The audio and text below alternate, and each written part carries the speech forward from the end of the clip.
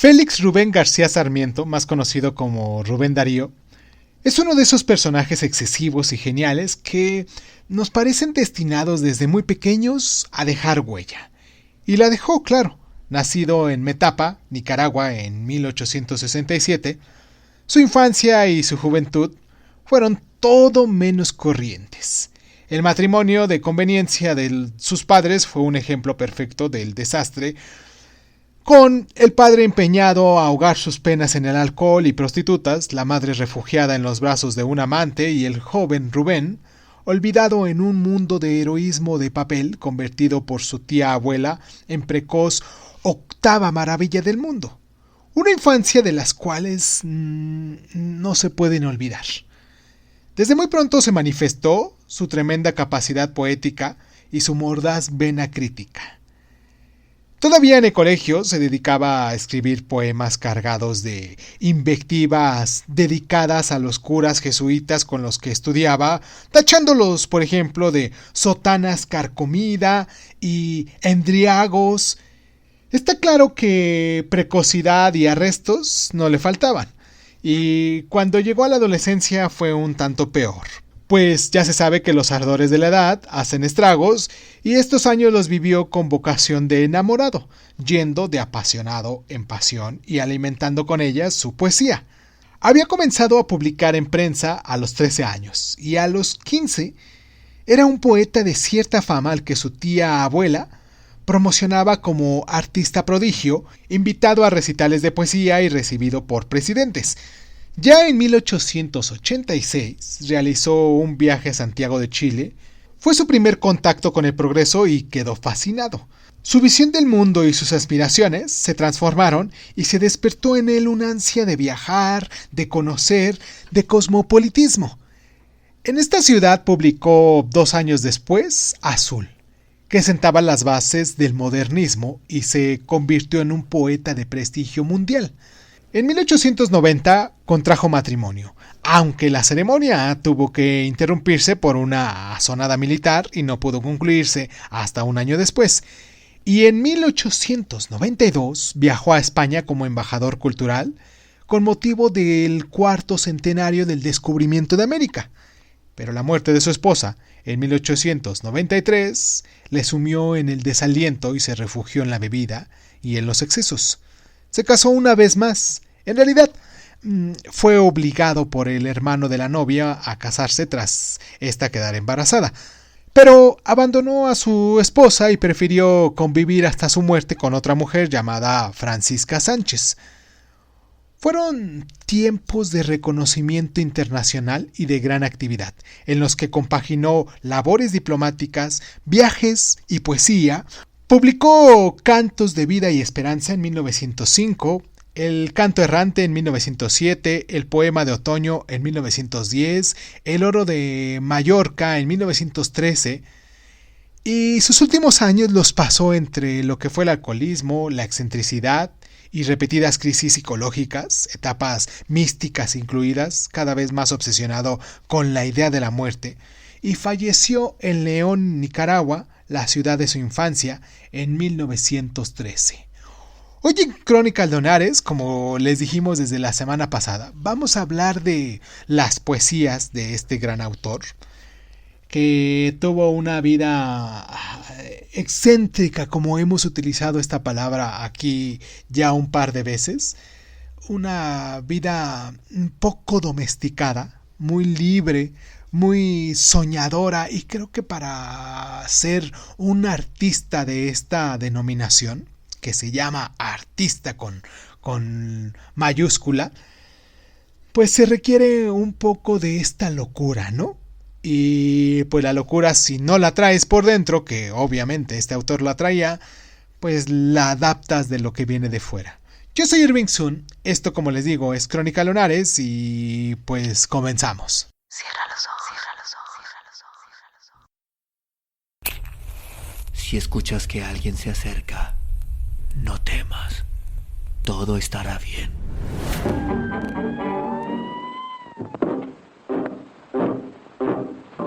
I'm going down to St. James's Park.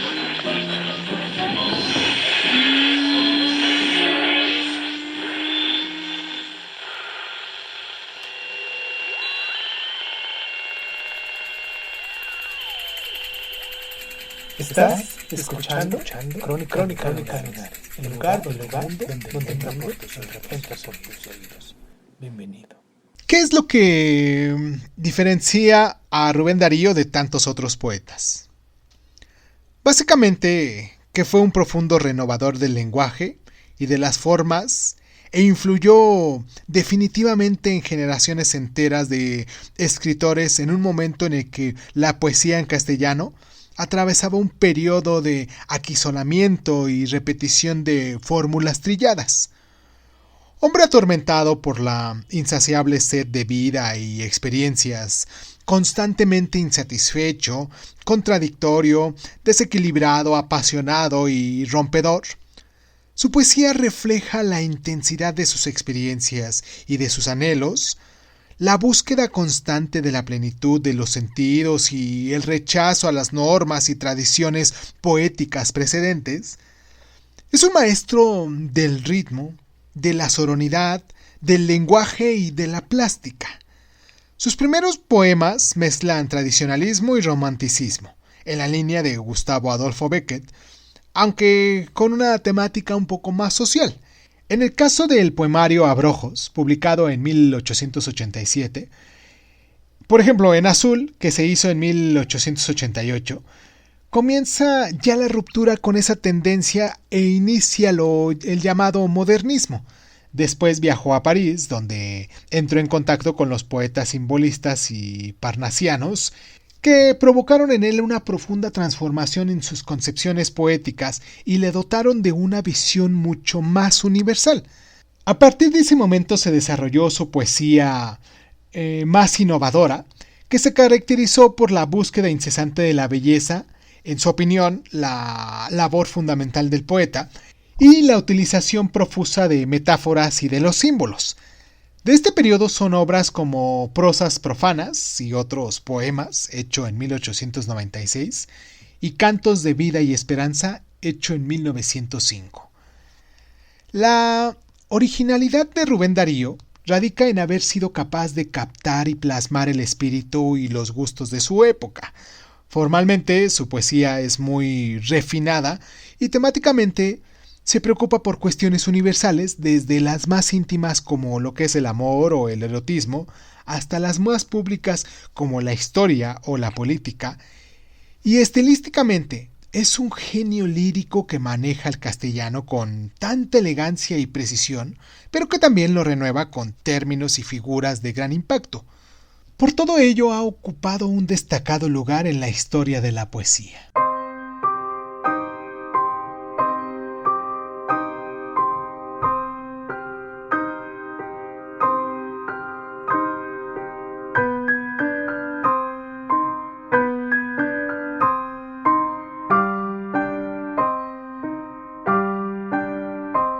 Rubén Darío es el padre del modernismo, un movimiento trascendental en la historia de la literatura española que se desarrolló aproximadamente entre los años de 1880 y 1910, y entre otros en el ámbito de la poesía.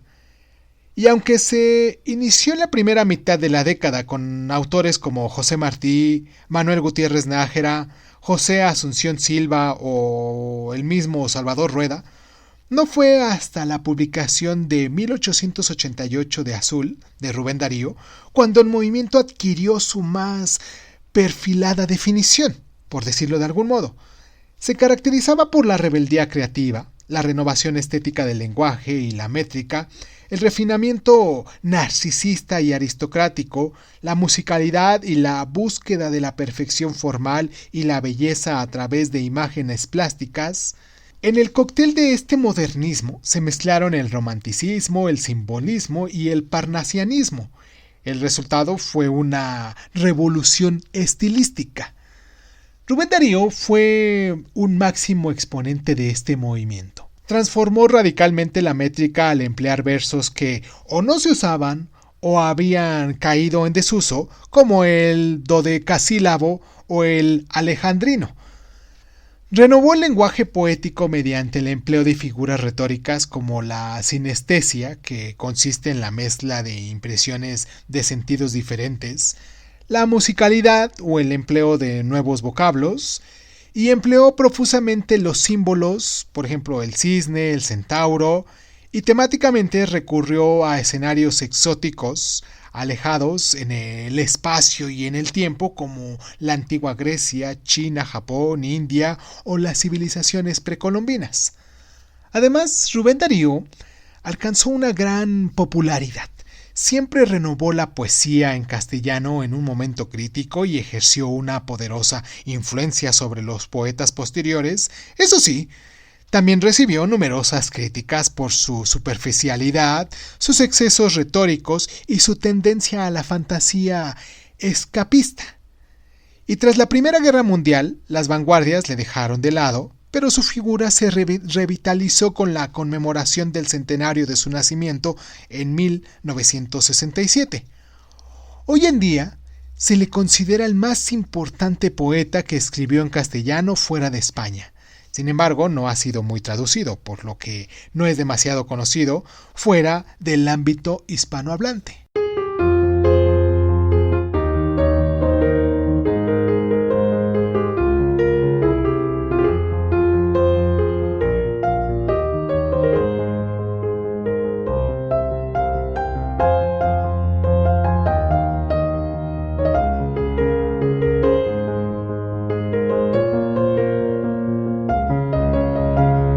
En 1882, cuando Rubén Darío tenía tan solo unos 15 años, pero ya era considerado una promesa de las letras nacionales, viajó a Managua y fue recibido por el presidente de su país, que entonces era Joaquín Zavala.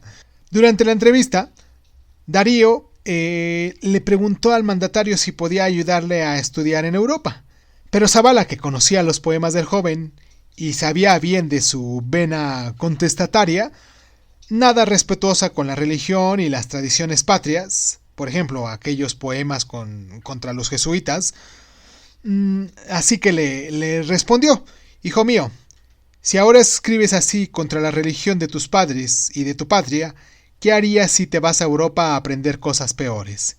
Y Rubén Darío no fue a estudiar a Europa.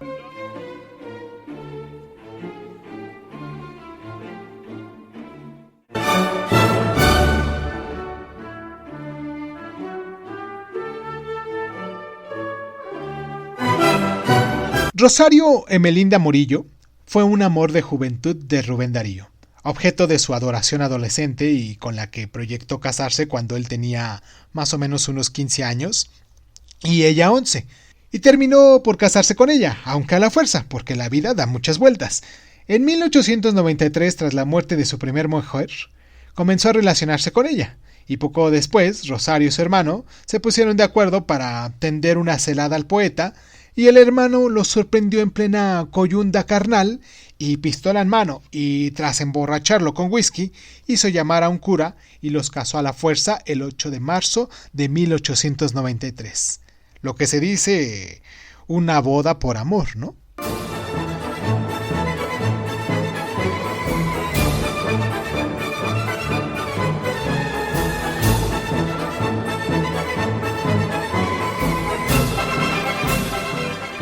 Los amantes de la poesía modernista están de enhorabuena, pues el movimiento fue prodigio en poetas de calidad que merecen ser recordados y leídos.